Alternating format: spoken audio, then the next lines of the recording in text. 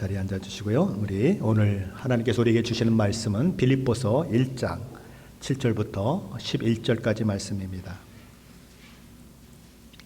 빌립보서 1장 7절로 11절 말씀입니다.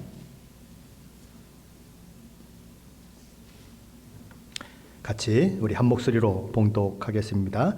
내가 너희 무리를 위하여 이와 같이 생각하는 것이 마땅하니 이는 너희가 내 마음에 있음이며 나의 매임과 복음을 변명함과 확정함에 너희가 다 나와 함께 은혜에 참여한 자가 됨이라. 내가 예수 그리스도의 심장으로 너희 무리를 얼마나 사모하는지 하나님이 내 증인이시니라. 내가 기도하노라. 너희 사랑을 지식과 모든 총명으로 점점 더 풍성하게 하사 너희로 지극히 선한 것을 분별하며 또 진실하여 허물 없이 그리스도의 날까지 이르고 예수 그리스도로 말미암아 의의 열매가 가득하여 하나님의 영광과 찬송이 되기를 원하노라. 아멘. 지난 시간에 살펴보았던 빌립보서 1장 3절로 6절 말씀은 너희라고 하는 말이 많이 사용되죠. 빌립보 교회 성도들을 향하여 너희라고 부르면서 사도 바울은 세 가지 이야기를 하고 있습니다. 첫째는 너희를 향한, 빌립보 성도들을 향한 바울의 일에 대해서 이야기를 하죠. 바울은 어떤 일을 했습니까? 그들을 위해서 기도했고 그들을 생각하며 감사를 하나님께 올려드렸습니다. 둘째는 너희들이 누구죠? 빌립보 성도들이 행한 일인 것입니다. 그들은 첫날부터 지금까지 복음을 위한 일에 참여한 자들이 되었다라고 사도 바울은 얘기하는 거죠. 셋째는 너희들 안에서인 것입니다. 빌립보 성도들 안에서 하나님께서 행하신 착한 일에 대해서 사도 바울은 말하는 것입니다. 그 안에서 착한 일을 시작하신 하나님께서는 그리스도 예수의 날까지 그 착한 일을 궁극적이고 최종적으로 완성하실 것을 바라보는 것입니다. 내가 확신한다라고 이야기하는 거죠.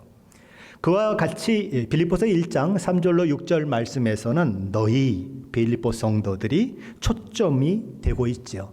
근데 오늘 본문 7절로 11절 말씀을 통해서는 누구가 초점이 되고 있냐면 내가 초점이 되어 있습니다. 내가 누굽니까? 사도 바울인 것입니다. 자, 우리 먼저 7절 말씀인데 다시 한번 함께 7절 말씀을 읽어보겠습니다. 내가 너희 무리를 위하여 이와 같이 생각하는 것이 마땅하니 이는 너희가 내 마음에 있음이며 나의 매임과 복음을 변명함과 확정함에 너희가 다 나와 함께 은혜에 참여한 자가 됨이라. 여기 너희 무리를 위하여라고 하는 이 말은 원어적 의미를 살린다고 하면 여러분 모두를 위하여라고 하는 말인 것입니다. 사도 바울은 빌립보 성도들 한 사람 한 사람을 위해서 하나님 앞에 감사했던 일, 그리고 그들을 위해서 기쁨으로 간구했던 일, 그리고 그들에게 하나님께서 그들을 구원하셔서 그들을 구원의 그 완성까지 이루실 그 착한 일, 바로 그것이 궁극적으로 확실하게 이루어질 것을 바라보는 그 일들을 생각했던 것들이 마땅한 것이다라고 이야기하는 것입니다. 자, 그런데 여기 생각한다고 하는 이 말은 앞에 3절에서 생각할 때마다라고 했던 그 생각과는 조금 의미가 다른 그런 의미인 것입니다.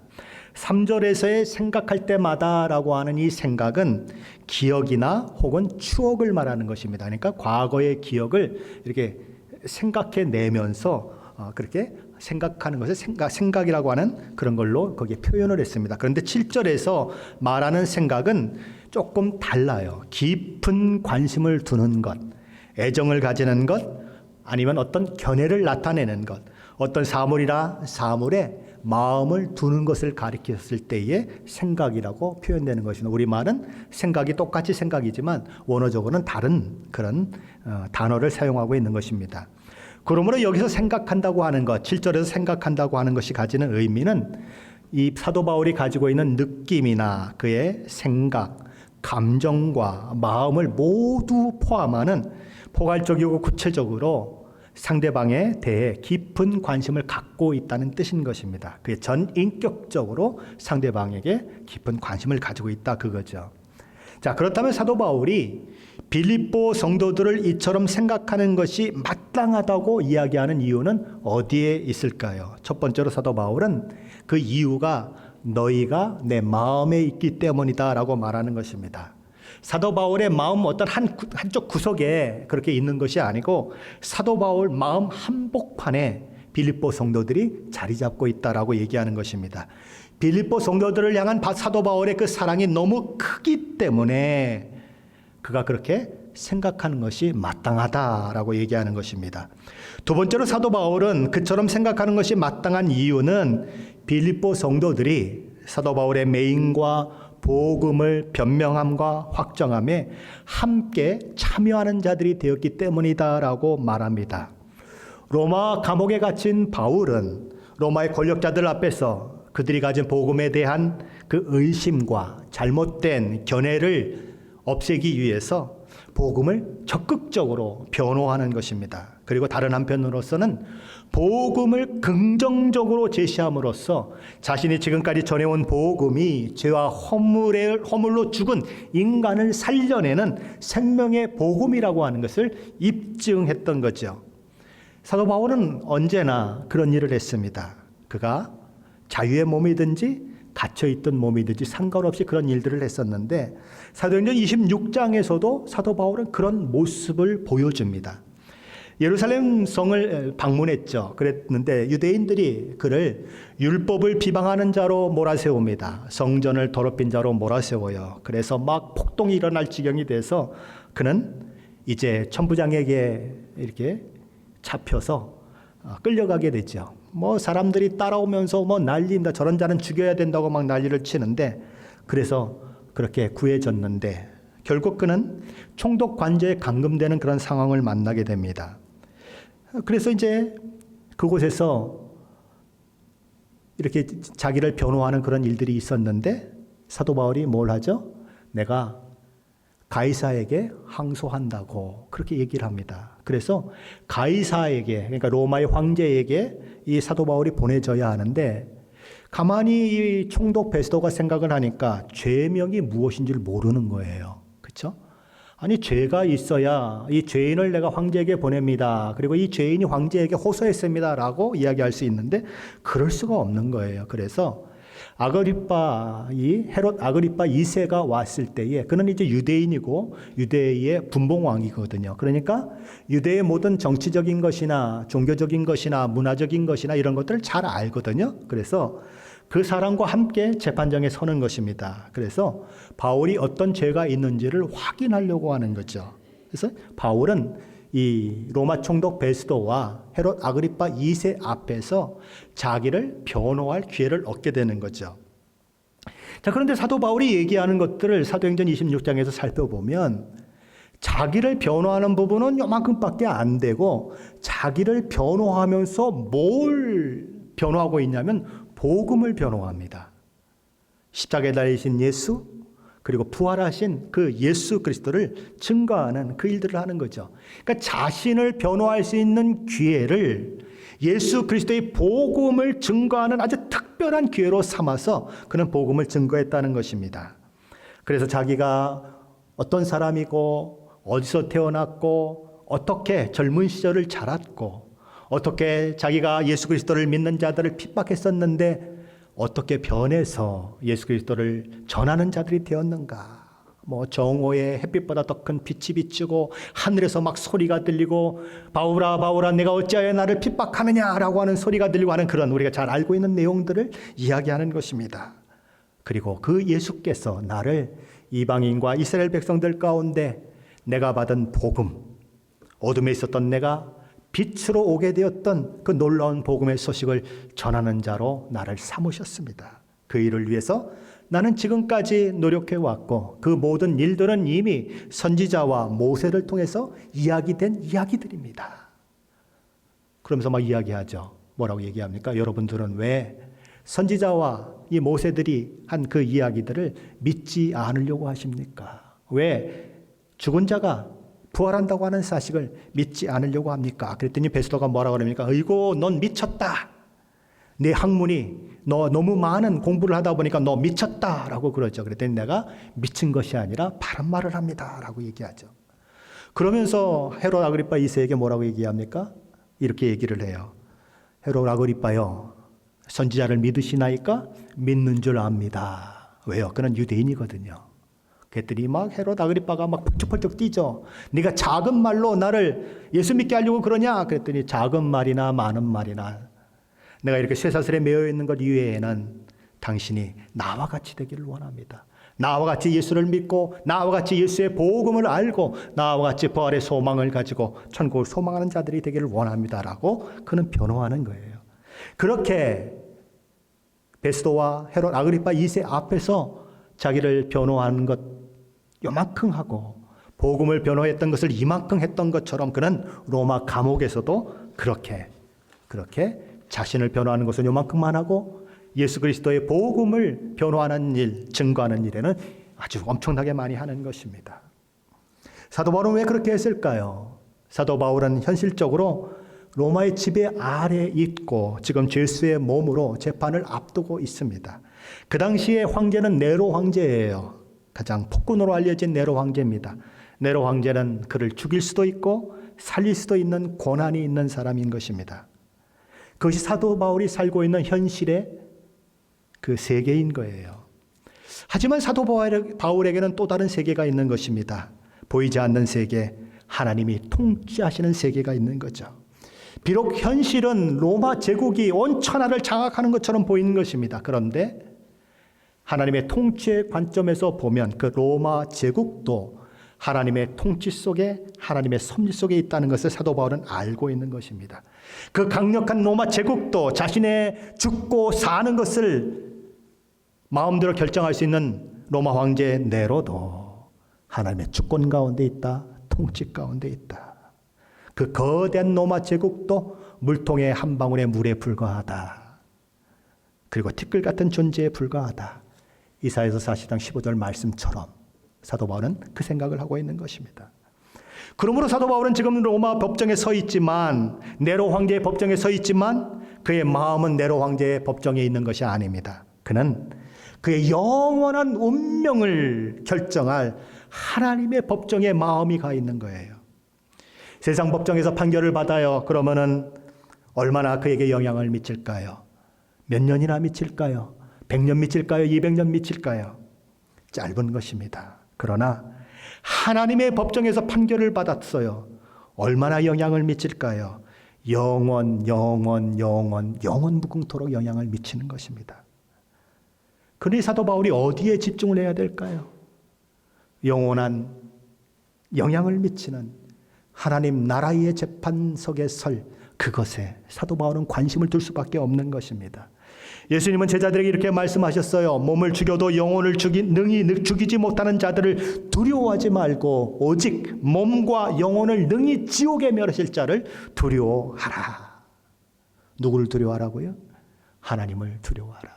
비록 이 땅에 있는 자들이 너의 생명을 해하게 할 수 있지만 그들을 두려워하지 말아라. 그것은 잠깐이다. 너희에게는 부활이 이미 허락되었고 너희에게는 이미 영생이 허락되었으니 그 영생을 주관하시는 그 하나님을 두려워하라. 사도 바울의 눈에는 세상 법정이 눈앞에 있지요. 그러나 그의 눈에는 그 법정보다는 미래의 하나님 앞에 설 하나님의 법정이 더 큰 것으로 다가오는 것입니다. 그러다 보니까 당시 세계를 호령했던 로마 제국의 그 법정 앞에서도 사도 바울은 당당할 수가 있었던 거죠. 저와 여러분의 삶에도 언제나 이 두 개의 세계가 있는 것입니다. 바울이 당시 세계를 제패했던 네로 황제 가이사의 세계와 그리스도의 세계 사이에 있었던 것처럼 저와 여러분도 오늘 현실의 세계와 하나님의 세계 사이에 있는 것입니다. 어느 세계의 통치 원리를 따라 살 것인가, 누구의 명령을 따라 살 것인가, 저와 여러분은 오늘 이 시대를 살아가면서 매일 매순간 선택해야 하는 거지요. 바울은 하나님의 나라의 통치를 그리고 하나님의 뜻을 따르는 것을 선택했어요. 그런데 바울만 그런 것이 아니라 바울을 통해서 예수 그리스도의 복음을 들었던 이 빌립보 교회 사람들도 그랬다는 것입니다. 사도 바울이 로마 감옥에 갇혀서 매여 있고 복음을 변호하고 확정하는 일에 사도 바울과 함께 참여한 자들이 바로 이 빌립보 성도들이라는 것입니다. 빌립보 성도들은 바울이 갇혀 있을 때에 깊은 애정을 나타냈고 바울을 위해서 눈물로 기도했을 뿐만 아니라 바울을 돕기 위해서 자기 중에서 신실한 믿음의 사람 에바브로디도를 보내는 것입니다. 사도 바울이 그 옥중에서 필요한 모든 것들을 공급해요. 사도 바울은 너무 감격하죠. 그래서 이렇게 말합니다. 너희가 내게 보낸 모든 것들은 하나님 앞에 향기로운 제물이다. 이런 빌립보 성도들의 아름다운 동역을 사도 바울은 기억하는 것입니다. 그리고 내가 너희를 위해서 그런 생각을 가지는 것이 마땅하다. 너희의 그런 모습 가운데 내가 이런 생각을 하는 것은 마땅하다라고 이야기하는 것입니다.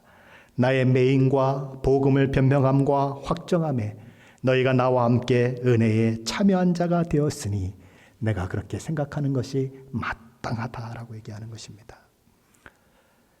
저와 여러분이 기도하는 선교사들이 있죠. 그렇죠? 4분 가정을 위해서 저희들은 기도하고 있습니다. 그리스의 난민 선교를 하는 분들을 위해서, 케냐에 선교를 하는 분들을 위해서, 라틴 아메리카에 선교하는 분들을 위해서, 그리고 모리타니아에 선교하는 분들을 위해서 저와 여러분은 기도하고 있습니다. 그리고 그들을 돕고 있습니다. 그 선교사들이 사도 바울처럼 저와 여러분을 향해서 이런 고백을 할 수 있다면 얼마나 좋을까 하는 생각을 해보는 것입니다. 저와 여러분이 그들을 위해서 눈물로 기도하고 그들을 위해 힘을 다하여 서포트함으로써 선교사 그 분들이 저와 여러분을 향해서 여러분은 우리가 복음을 변호하고 복음을 확증하는 일에 함께 동역한 자들입니다 라고 고백할 수 있다면 저와 여러분은 참 축복받은 자들이 될 것입니다. 세 번째로 사도 바울이 빌립보 성도들을 이처럼 생각하는 것이 마땅하다고 하는 이유는 그들이 바울과 함께 은혜에 참여한 자가 되었기 때문에 그렇습니다. 여기 바울이 말하는 은혜는 하나님의 은혜입니다. 하나님의 은혜는 교회를 핍박하는 핍박자 사울을 교회를 위해 순교한 순교자, 위대한 순교자 바울로 만들었어요. 하나님의 은혜는 바울을 죄 가운데서 구원했고 그를 구원한 복음을 위해서 감옥에도 갇히는 고난을 받게 했습니다. 바울이 경험한 하나님의 그 은혜가 지금 빌립보 성도들 가운데도 흐르고 있는 거죠. 그들은 이방인들이었어요. 유대인과 상관없는, 복음과 상관없는 율법에서 죄된 그런 이방인들이었어요. 죄 가운데 살다가 죄 가운데 멸망당할 이방인들이었어요. 온갖 우상숭배와 세상에 취해 살다가 영원한 지옥불에 떨어진 그런 이방인들이었어요. 그런데 그들이 바울이 전한 복음을 받아들여서 이 땅의 시민일 뿐만 아니라 하늘나라의, 더 큰 하늘나라의 시민이 되는 그 영광을 누리게 되는 것입니다. 바울이 복음을 증거하고 변호하고 확정했던 것처럼 그들도 복음을 증거하고 또 변호하고 확증할 뿐만 아니라 바울이 복음 때문에 고난을 받는 것처럼 지금 그들은 고난에 또한 처해 있는 것입니다. 사도 바울은 그것을 가리켜 하나님의 은혜를 받은 것이다 라고 얘기하는 거예요. 사도 바울은 빌립보서 1장 29절 30절에서 이렇게 말합니다. 그리스도를 위하여 너희에게 은혜를 주신 것은 다만 그를 믿을 뿐 아니라 또한 그를 위하여 고난도 받게 하려 하심이라. 너희에게도 이 같은 싸움이 있으니 너희가 내 안에서 본 바요 이제도 내 안에서 듣는 바니라. 믿는다고 하는 것은 무엇일까요? 다만 믿으면 행복하고 다만 믿으면 모든 것이 잘 되고 다만 믿으면 만사 형통하는 것일까요? 아니라는 것입니다. 믿기 때문에 고난도 받게 하려 하심이라. 믿음을 가지게 된 것이 하나님의 은혜라면 그 믿음 때문에 고난을 당하는 것도 하나님의 은혜다. 코비드 바이러스 때문에 고통을 겪은 분들이 이곳에 있습니다. 저 역시 고통을 겪었어요. 그런데 고백할 수 있는 것은 하나님의 은혜다. 내가 예배드리다가 이렇게 몸에 질병을 만나고 고통을 당했지만 예배를 드리다가 하나님을 높이다가 이 일을 당했으니 하나님의 은혜다. 그것이 지금 사도 바울이 고백하는 거예요. 감옥에 있는데도 하나님의 은혜다 라고 얘기하는 거예요. 그리고 그 싸움이 누구에게도 있다고요? 빌립보 성도들에게도 있다는 거예요. 그러니 너희도 하나님의 은혜 가운데 있다. 물러서지 말아라. 비록 고난이 오고 핍박이 오고 어려움이 있어도 복음을 위해 고난을 당한다면 하나님의 은혜다. 사도 바울이 얘기하는 거예요.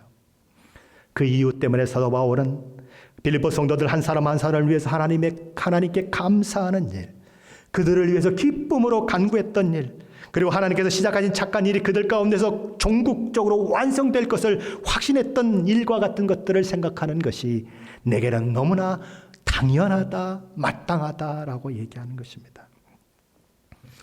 사도 바울은 빌립보 교회에 처음 복음을 전한 사람입니다. 복음으로 낳은 사람들이 빌립보 성도들이에요.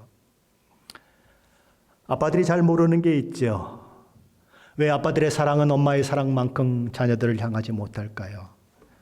침팬지를 놓고 실험을 했다고 그러죠. 아이를 놓고, 아기 침팬지를 놓고, 엄마 침팬지를 놓고 전기 고문을 가했대요. 그랬더니 엄마가 아기를 번쩍 들어서 머리 위에 들더래요. 그 다음에는 이제 아빠 침팬지를 놓고 아기 침팬지를 놓고 똑같이 전기 고문을 가했습니다. 그랬더니 아빠 침팬지가 아기 침팬지 위에 올라가서 밟고 서더래요. 아빠의 사랑이 왜 엄마의 사랑만 못할까요? 엄마가 10달 동안 뱃속에 생명을 안고 있고 그 아이를 낳노라고 죽을 고생을 하는 그것을 통해서 그 생명이 태어났기 때문에 그 생명을 향한 마음이 아버지가 따라가질 못하는 거예요. 물론 아버지도 훌륭한 아버지들이 많은 거 저도 알아요. 그런데 엄마가 생각하는 것만큼 그렇게 생각하지 못한다는 거예요. 왜요? 경험하지 못했거든요. 사도 바울에게는 그 엄마의 마음이 있는 거예요. 복음으로 빌립보 성도를 낳았기 때문에 그들을 향한 남다른 사랑의 마음이 있는 것입니다. 그래서 그는 빌립보서 1장 8절에서 이런 고백을 하는 거예요. 1장 8절 말씀인데 함께 읽어봅니다. 1장 8절입니다. 내가 예수 그리스도의 심장으로 너희 무리를 얼마나 사모하는지 하나님이 내 증인이니라. 사도 바울은 말합니다. 내가 예수 그리스도의 심장으로 너희 무리를 사모한다. 여기 사모한다고 하는 말은 사랑에 빠진다는 것입니다. 강렬히 갈망한다는 거예요. 사도 바울은 빌립보 성도들과 함께 있기를 정말 갈망하고 있어요. 그들과 함께 있는 것이 너무 기뻐서 그들을 정말 사모하고 있는 것입니다. 얼마나 사모했는지 사도 바울은 이렇게 말합니다. 내가 예수 그리스도의 심장으로 너희를 사모한다. 고대인들은 심장이 내장에 있다고 생각을 했습니다. 왜냐하면 너무 힘들고 너무 슬프면 우리도 이런 표현을 하죠. 장이 끊어진 것 같은 느낌이 있다. 단장의 슬픔. 끊을 단자, 이 장을 가리키는 장자 해가지고 그 단장의 아픔이라는 말이 우리에게도 있는 것처럼 장이 끊어지는 아픔. 그래서 그들은 이 심장이 장에 있다고 생각을 했습니다. 그래서 내장이란 말과 심장이란 말이 동일한 헬라어로 사용이 되고 있는 거죠. 마태복음 9장에 보면 목자 없는 양 같은 무리들을 보시고 예수께서 민망히 여기셨다는 말씀이 나옵니다. 민망히 여기셨다라고 하는 이 말이 오늘 심장이라고 번역된 단어와 동일한 어근에서 출발한 그런 단어인 것입니다. 예수님은 목자 없는 양 같은 무리들을 보고 어떻다는 것입니까? 장이 끊어지는 것 같은 아픔을 느끼셨다는 거예요. 그만큼 긍휼의 마음이 넘쳐나셨다는 것입니다. 그래서 모든 것을 그들을 위해서 희생할 만큼 사랑의 마음으로 넘쳐났다는 것입니다. 그런데 그 마음을 누가 가지고 있다는 거예요? 사도 바울이 가지고 있다는 거죠. 그리스도의 심장으로 내가 너희를 사모한다. 사도 바울이 빌립보 성도들을 향해서 바로 그 예수님과 같은 긍휼과 사랑의 마음을 가졌다는 것입니다. 저와 여러분에게도 이런 예수의 심장이 있으십니까? 예수의 심장이 저와 여러분 가운데 있으십니까? 한 주간 말씀을 준비하면서 많이 힘들었습니다. 내 안에 예수의 심장이 있는가? 내가 예수의 심장으로 나를 괴롭히는 성도들을 바라보는가? 내가 예수의 심장으로 이렇게 저렇게 힘들게 하는 자들을 바라보는가? 좋은 사람들이야 예수의 심장으로 얼마든지 바라볼 수 있죠.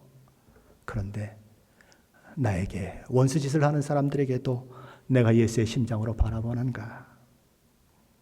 하나님 앞에 참 너무 부끄럽고 힘들었습니다. 그게 잘 안 되거든요. 예수의 심정으로 사랑한다는 것이 쉽지가 않거든요. 예수님과 나와는 얼마나 거리가 먼지 그것을 깨닫는 한 주간이었어요. 예수의 눈으로 보고 예수의 귀로 듣고 예수의 마음으로 느끼고 예수께서 하신 것처럼 행동하는 그 일, 그것은 참 쉽지 않은 거지요. 예수의 심장을 가진 자만이 할 수 있는 것입니다. 저와 여러분에게도 그런 예수의 심장을 가진 일들이 있으시기를 예수 그리스도의 이름으로 간절히 축원합니다. 그렇다면 사도 바울은 그 마음을 어떻게 빌립보 성도들에게 보여줄 수 있을까요? 내가 예수의 심장으로 너희를 삼아노라라고 하는 그 사도 바울의 진심 어린 마음을 어떻게 보여줄 수 있을까요? 수술을 해서 가슴을 열면 보여줄 수 있을까요? 가슴을 열어봐야 심장 박동 소리밖에 더 들리겠습니까? 심장이 펄쩍펄쩍 뛰는 것밖에 더 들리겠어요? 방법이 없는 것입니다. 그렇게 보여줄 수가 없어요. 그래서 사도 바울은 내 속마음과 내 모든 것을 알고 계신 하나님이 증인이다라고 말씀하는 거죠. 내가 거짓말하지 않는 것 하나님이 아신다. 하나님이 내 증인이시다라고 이야기하는 것입니다. 사도 바울은 그렇게 빌립보 성도들을 예수의 심장으로 사모하고 있습니다. 그래서 오늘 본문 9절로 11절 말씀에서는 그 예수의 심장으로 사모하는 빌립보 성도들을 향해서 사도 바울이 기도하는 내용을 담고 있는 거죠. 빌립보 성도들을 향한 그 바울의 사랑은 그들을 위해서 기도하지 않을 수 없게 만드는 것입니다. 사랑하면 사랑하는 사람을 위해서 기도합니다. 왜 기도하죠? 내가 아무리 사랑해도 그 사랑은 인간이라는 한계로 인해서 종종 제한받아요. 우리는 아들과 딸들에게 이런 말을 할 수 있습니다. 내가 책임질게. 야, 아빠가 있잖아. 엄마가 있잖아. 아빠를 믿어. 엄마를 믿어. 라고 얘기하지만 사실은 책임질 수 없어요. 왜요? 인간의 한계 때문에 그래요. 아빠 엄마가 헛소리를 해서 그런 게 아니에요. 거짓말을 쳐서 그런 게 아니에요. 인간의 한계 때문에 책임진다고 얘기하지만 책임 못 질 때가 있는 거예요. 아이보다 먼저 세상을 떠나기도 하죠. 그렇죠? 잘 나가던 사업이 망하기도 해요. 그래서 아이들이 갑자기 너무 어려운 환경에 처해지는 것. 책임진다고 말했지만 책임질 수 없는 한계 때문에 그런 거죠. 그래서 사도 바울은 기도하는 거예요. 책임질 수 있는 분은 오직 하나님 한 분밖에 없다는 것을 너무나 알기 때문에. 저와 여러분을 영원부터 영원까지 사랑할 수 있는 분이 누구세요? 오직 한 분 하나님밖에 없어요. 그것은 엄마도 아빠도 그렇게 할 수가 없어요. 사랑이 부족해서 그런 게 아니고 인간의 한계 때문에 그럴 수가 없어요. 저와 여러분을 지금부터 영원까지 여러분의 영과 여러분의 육을 책임질 수 있는 분은 오직 한 분밖에 없어요. 하나님 한 분밖에 없어요. 그분만이 실패하지 않으실 수 있는 분이시고, 그분만이 영원히 살아계신 분이시고, 그분만이 능력을 가지신 분이시기 때문에 그런 거예요. 인간은 아무리 책임을 지려고 해도 책임질 수 없는 한계가 있는 인간일 뿐인 것입니다. 그렇기 때문에 사도 바울은 자기가 사랑하는 예수의 심장으로 사랑하는 그 빌립보 성도를 위해서 기도하지 않을 수가 없는 거예요. 그렇다면 사도 바울은 어떤 내용을 가지고 기도했을까요? 9절 말씀입니다. 우리 함께 읽어보겠습니다. 9절입니다. 내가 기도하노라 너희 사랑을 지식과 모든 총명으로 점점 더 풍성하게 하사. 사도 바울은 단순히 빌립보 성도들이 사랑이 점점 더 풍성해지기를 위해서 기도하지 않습니다. 그는 그들의 사랑이 지식과 모든 총명으로 말미암아 점점 더 풍성해지기를 위해서 기도하고 있습니다. 어떠세요? 예수 믿고 그리고 교회 다닌 그 기간이 길어질수록 저와 여러분 안에서 사랑은 점점 풍성해지고 있나요? 아니면 점점 좁아지고 있나요? 진리를 믿는다는 것 때문에 우리의 마음이 좁아질 때가 있어요. 오히려 더 날카로워지고 다른 사람을 비판하는데 이전보다 더 강해지는 경우가 있어요. 그런데 사도 바울은 빌립보 성도들의 사랑이 지식과 총명이 더해짐으로써 점점 더 풍성해지기를 위해서 기도하고 있는 것입니다. 빌보 교회는 사랑이 많은 교회였어요. 그들은 감옥에 갇힌 사도를 돕고 그와 함께 복음 전파에 동참하는 그 일들을 통해서 사랑을 실천했던 자들이에요. 에바브로디도를 그 사도 바울에게 보내서 그를 공급할 만큼 사랑이 넘쳤던 사람이에요. 그리고 자기들이 보낸 에바브로디도가 로마에서 병들었다는 이야기를 들었을 때 그들은 근심하며 금식하며 하나님 앞에 기도했던 자들이에요. 사랑이 많은 교회가 바로 빌립보 교회예요. 의리를 지킬 줄 아는 그런 자들이 바로 빌립보 교회 사람들이에요. 그런데 그들의 그 사랑에 지식과 총명이 더해져서 더 풍성하게 해달라고 사도 바울은 기도하는 것입니다. 왜냐하면 사랑은 잘못하면 잘못된 방향으로 흐를 수 있기 때문에 그래요. 가슴이 뜨거운 자들이 있죠. 사랑이 많은 자들이 있어요. 그런데 그 사랑이 분별력이 더해지지 않으면 그 사랑이 다른 사람을 망치죠. 그 사랑이 자녀를 망쳐요. 사랑하는데 라고 하는 그 마음을 통해서 이 시대가 얼마나 잘못되는지 한번 보십시오. 우리 사랑하는 거예요. 그렇죠? 사랑에도 분별력이 있어야 합니다. 지혜와 총명이 있어야 돼요. 그런데 세상 사람들 사랑하는 모습을 보십시오. 유행가 가사를 보십시오. 세상이 사랑이라고 하는 그 이름으로 어떻게 돌아가는지를 보세요. 분별력이 없어지면 사랑은 그렇게 흘러가는 것입니다. 그래서 사도 바울은 사랑의 지식과 모든 총명으로 채워져서 그 사랑이 점점 더 넓어지고 풍성해지기를 위해서 기도하는 거예요. 빌립보 성도들이 그런 은혜 가운데 있기를 위해서 기도하는 것입니다. 하나님과 우리의 관계도 마찬가지예요. 저와 여러분은 어떻게 하면 하나님을 사랑하는 마음이 더 깊어지고 더 넓어지고 더 높아질 수 있을까요? 하나님께서 우리에게 허락하신 복이 무엇인지, 하나님께서 우리를 어떻게 완성된 자리로 이끌어 가시는지를 알 때 가능합니다. 십자가 죽음의 본질이 무엇인지, 부활의 능력을 이해할 뿐만 아니라 성령께서 그것을 어떻게 우리 삶 가운데 이루어 가시는지를 알게 될 때 가능해요. 저와 여러분을 향한 하나님의 계획이 어디에 있는지, 하나님의 뜻이 어디에 있는지, 우리의 결국이 어떻게 될 것인지, 우리가 어느 나라의 시민인지 알게 될 때에 우리는 하나님을 더 사랑할 수 있는 것입니다. 때로 이해되지 않는 환경을 만나잖아요. 고난을 만나잖아요. 고통 가운데 있잖아요. 어떻게 견뎌갑니까? 그 상황 가운데 하나님을 묵상하고 하나님이 내게 행하신 일들을 보고 하나님이 어떤 분이신지를 알 때에 그 고난과 역경과 고통을 넘어가는 것입니다. 때로는 우리는 어떤 상황을 만날 때 너무 그것이 당황스러워요. 이건 모순이 아니에요. 예수 믿는데 이것밖에 안 돼요. 때로는 실망하죠. 그래서 여러 가지 문제들 가운데 부딪힐 때가 있어요. 넘어질 때가 있습니다. 그런데 하나님을 알면 알수록, 하나님을 사랑하면 사랑할수록 그 모든 상황들 가운데서도 하나님의 은혜를 맛보고 그 모든 것들 중에서도 넘어지지 않는 그 일들이 있게 되는 거예요. 누가 그랬어요? 사도 바울이 그랬어요. 사도 바울처럼 열심을 부린 사람이 어디 있어요? 사도 바울처럼 하나님을 위해서, 예수 그리스도를 위해서 목숨을 던진 사람이 어디 있어요? 주님을 위해서 목숨을 던졌다면 그를 모든 고난으로부터 막아주셔야지 않겠어요?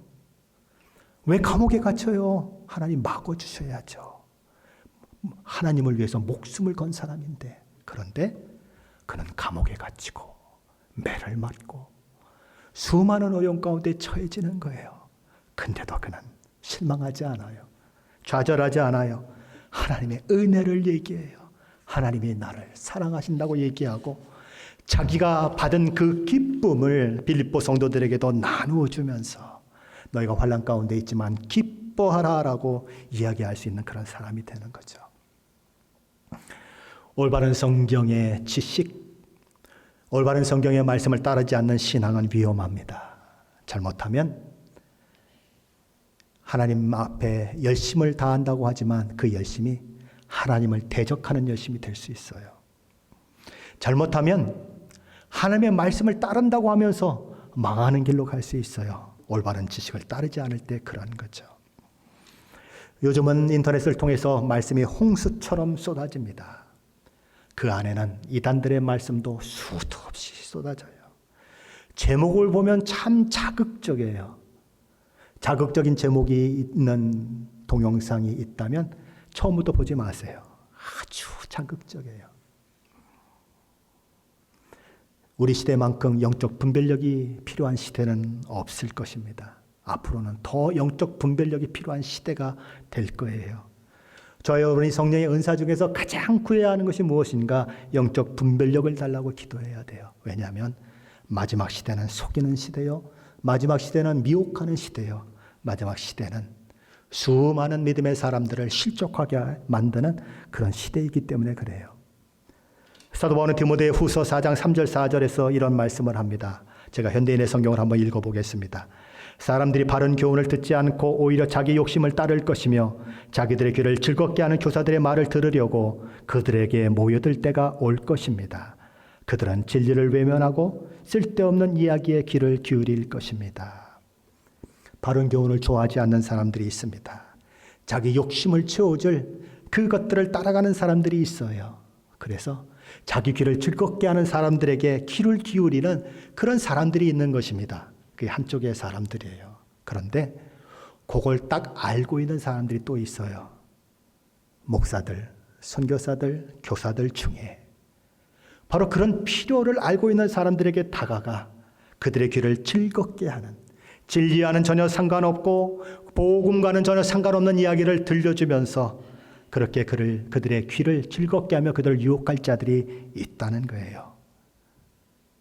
거짓된 마음과 진리를 싫어하는 마음을 가진 무리, 그리고 그들을 바라보며 그렇게 인도하는 목사와 또는 교사들이 마치 찰떡궁합을 이루는 것처럼 그런 시대가 마지막 시대에 있을 것이다. 거짓 교훈과 거짓 가르침으로 수많은 사람들이 생명이 아니라 멸망의 길을 가는 그 시대가 앞으로 있을 것이다. 말씀의 홍수 속에 우리는 있지만 실제는 말씀을 알지 못하고 듣지 못하고 먹지 못하는 말씀의 기갈이 있을 것이다. 그것이 마지막 시대의 징조인 것입니다. 그러게 우리에게 필요한 것이 뭐죠? 우리에게 필요한 것은 하나님을 사랑함에 있어서도 인간을 사랑함에 있어서도 지식과 총명, 지식과 분별력이 있어야 한다는 것입니다. 그래야 바른 사랑, 아름다운 사랑, 하나님이 기뻐하시는 그 모습 가운데 세워질 수 있다는 것입니다. 그것이 사도 바울이 기도하는 것입니다. 기도의 내용인 것이죠. 그렇다면 사도 바울이 빌립보 성도들을 위해서 이런 기도를 드리는 이유는 무엇일까요? 첫 번째 이유는 이러한 지식과 총명과 분별력이 있어야 지극히 선한 것을 분별할 수 있기 때문에 그렇습니다. 그것이 10절에서 말씀하고 있는 거예요. 우리 10절 말씀 함께 읽어보겠습니다. 10절입니다.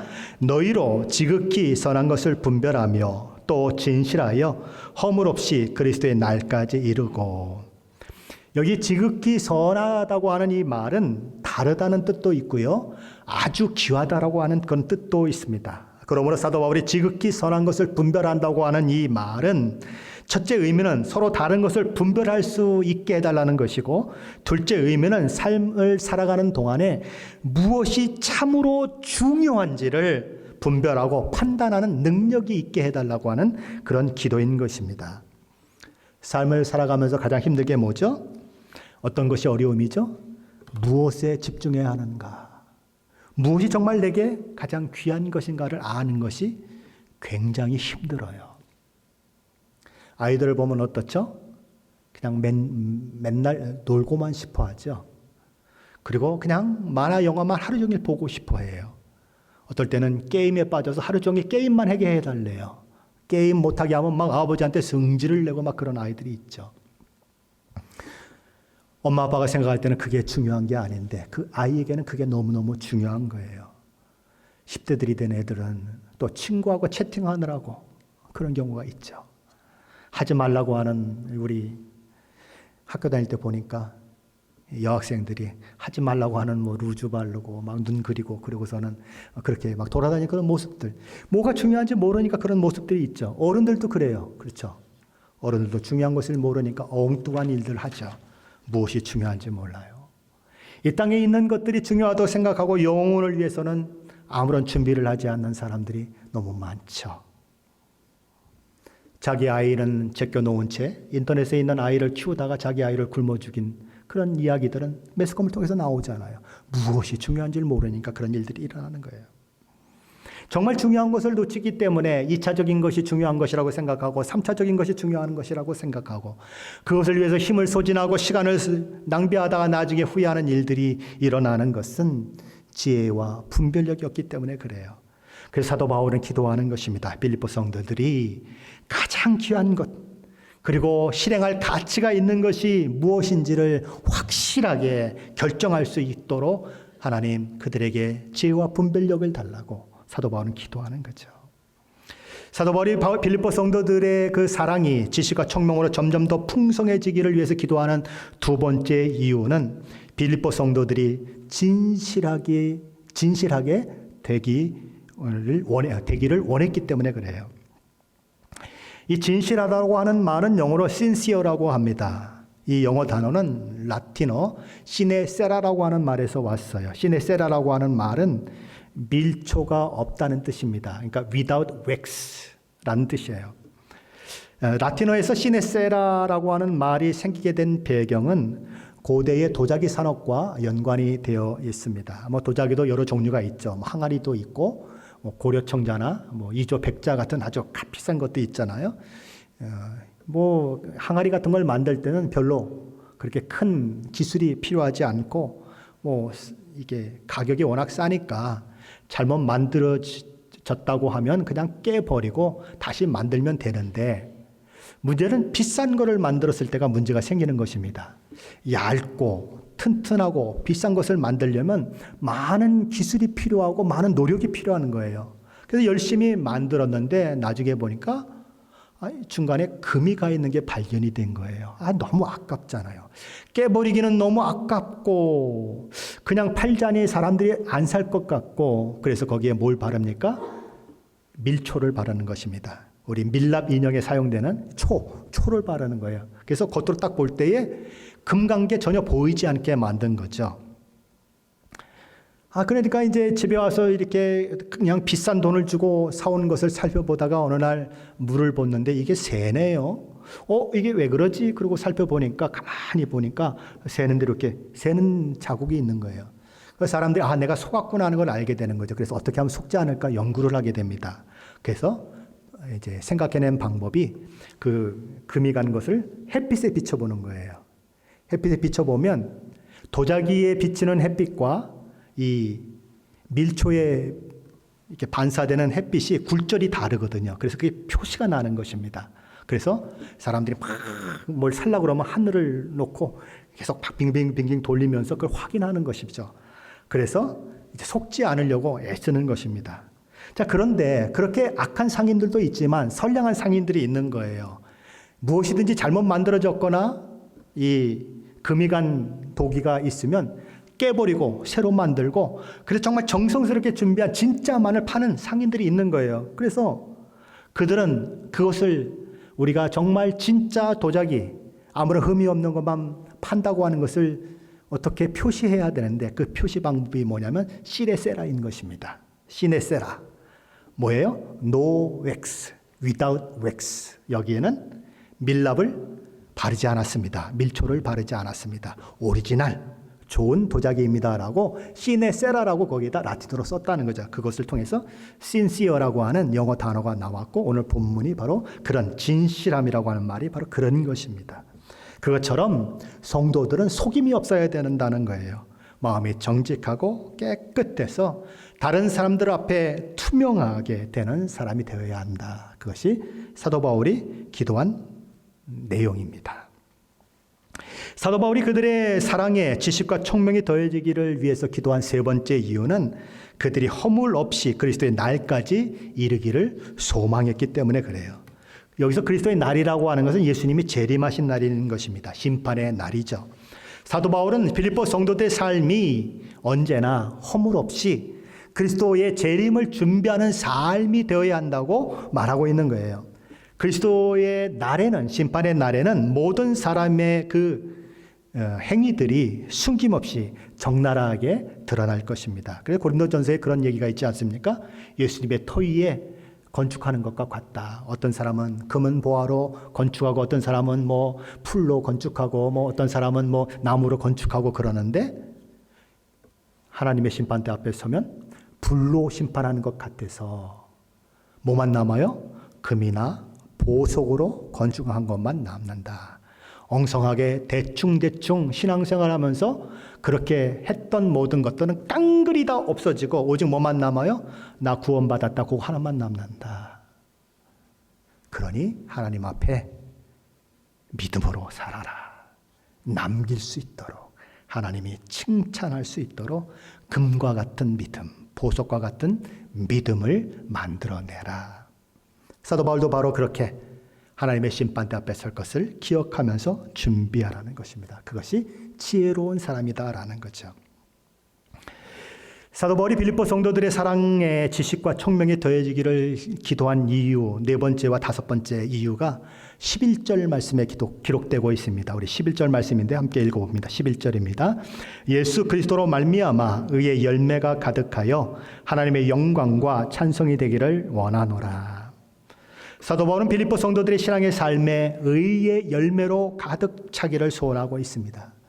이 의의 열매는 예수 믿을 때에 받은 그 의를 얘기하는 것이 아니에요. 이미 의롭게 된 이후에 그 의롭게 된 사람에 걸맞는 모습이 삶을 통해서 나타나는 것, 행동에 나타나는 의를 말하는 것입니다. 사랑과 희락과 화평과 오래 참음과 자비와 양성과 충성과 온유와 절제 같은 성령의 8가지 그런 열매 같은 것들이 그의 삶 가운데서 열매 맺는 것을 말하는 거예요. 예수님은 포도나무의 비유를 하시죠. 나는 포도나무여 너희는 가지다. 우리는 예수 그리스도의 놀라운 구원의 은혜로 포도나무인 예수 그리스도께 접붙임 바 된 자들이죠. 그러면 그 포도나무는 어디를 통해서 물과 영양분을 공급받게 됩니까? 포도나무인 예수님을 통해서 공급받게 되는 거죠. 그래서 그 물과 영양분을 잘 공급하면 이 가지에 꽃이 피고 포도 열매가 열려서 풍성한 그런 열매들이 맺혀지는 것입니다.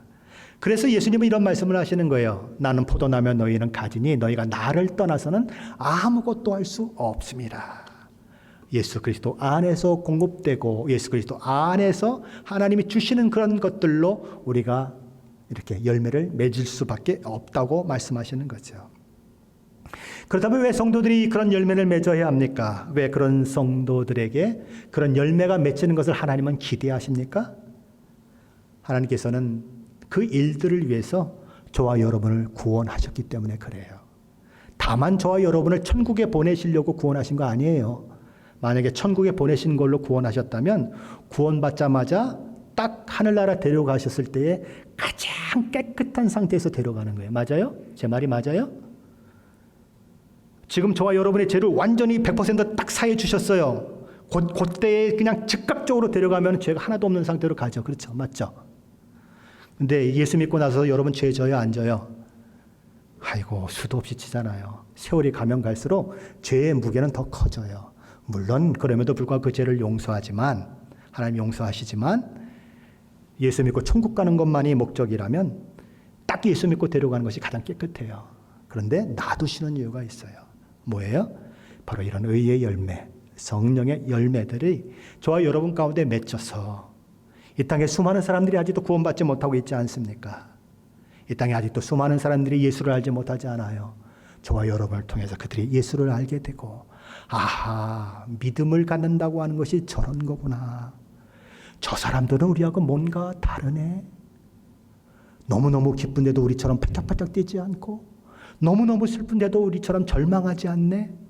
도대체 그 이유가 뭘까? 가서 물어봤더니 예수 믿기 때문에 그래요 라고 대답하면 그들이 예수 믿는 일들이 일어나는 것, 바로 그것이 하나님이 저희와 여러분에게 원하시는 거죠.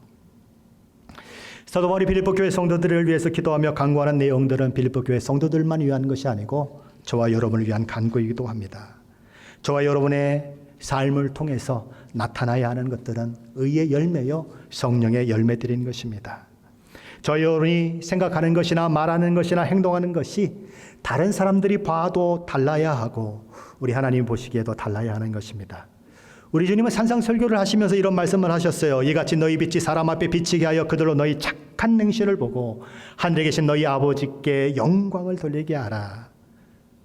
주님이 말씀하신 착한 행실이 우리에게 나타나고 의의 열매가 가득하고 그리고 성령의 열매들이 풍성하게 맺혀지는 그 삶이 우리에게 있으려면 우리의 사랑의 지식과 총명으로 날마다 풍성해져야 하는 것입니다. 그러려면 저희 여러분은 성경 말씀을 읽고 연구하고 묵상하고 기도하셔야 합니다. 영혼과 생명과 하나님과 그 모든 것들을 날마다 묵상함으로 우리 자신이 풍성해져야 하는 것입니다. 한마디로 기도하면서 말씀과 씨름하는 사람이 의의 풍성한 열매를 맺을 수 있는 거예요. 그렇게 지식과 총명으로 사랑이 점점 풍성해지는 사람은 인생을 살아가면서 무엇이 중요한지를 아는 능력을 갖게 됩니다. 이런 사람에게는 자신의 삶 속에서 내가 무엇에 집중해서 살아야 하는지 아는 지혜가 부어져요. 무엇이 가장 중요하고 무엇에 가장 집중해야 하는지를 알기 때문에 이런 사람은 세월을 낭비하지 않습니다. 술 취한 사람처럼 인생을 살면서 이리 비틀 저리 비틀 넘어지고 그러지 않습니다. 술 취하지 말라 이런 방탕한 것이니 오직 성령의 충만을 받으라고 사도 바울은 얘기하죠. 술 취한 사람은 술을 깨면 보통 어떤 일이 일어납니까? 기억 상실증에 걸린 것처럼 술 취했을 때 무슨 행동을 했는지 알지 못합니다. 세월을 낭비한 게 돼버리는 거죠. 그것처럼 인생의 끝자락에 자기 인생을 돌아보면서 내가 왜 이런 인생을 살았는가? 내 인생의 결국이 이것인가? 그렇게 고백하는 사람들이 있을 것입니다. 그런데 그 사랑이 지혜의 지식과 총명이 더해져서 더 풍성해진 사람은 그런 고백이 아니라 마지막 날 심판대 앞에 설 때에 하나님 앞에 의의 열매를 가득 안고 서게 될 거예요. 그러면 우리 하나님께서 잘했다 착하고 충성된 종아 내가 너를 기뻐하노라. 내가 너가 자랑스럽노라. 그 어려운 가운데 그 역경 가운데 내가 이 열매를 맺었구나. 나는 너가 자랑스럽다. 아들아 내 품에 한번 안겨보지 않겠니? 그 소망이 저와 여러분에게 있는 것입니다. 하나님 앞에 의의 열매를 가득 안고 서고 싶지 않으십니까? 하나님 앞에 성령의 열매를 가득 맺은 모습으로 서고 싶지 않습니까? 잘했다 착하고 충성된 종아 내가 너를 기뻐하노라. 내가 너가 자랑스럽다. 저와 여러분을 향한 하나님의 마음인 거예요. 오늘 말씀을 통해서 그런 은혜와 그런 역사들이 저와 여러분 가운데 충만하시기를 예수 그리스도 이름으로 간절히 축원합니다.